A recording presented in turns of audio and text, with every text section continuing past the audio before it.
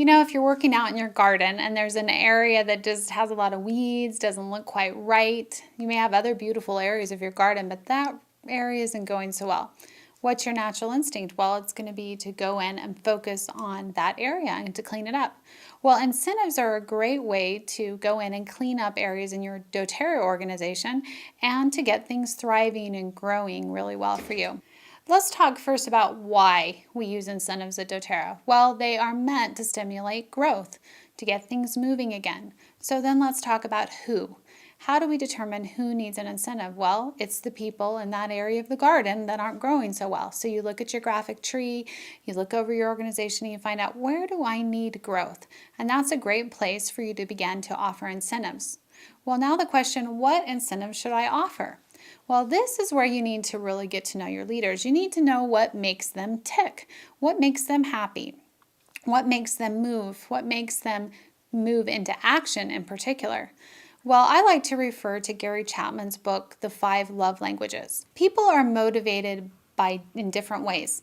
For instance, you can provide service to someone and they feel very, very loved by that. Or you could give them words of affirmation. You could praise them and talk about how great you feel that they are, and they might love that.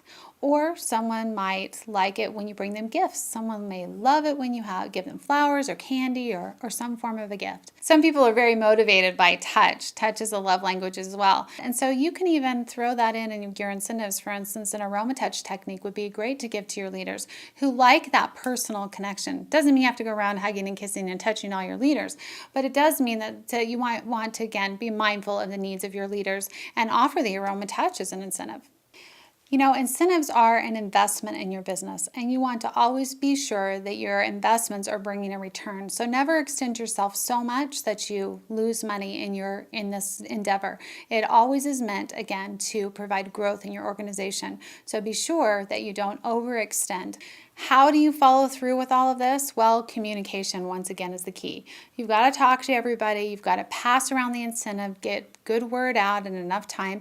And then it's very important that you follow through with what you've offered.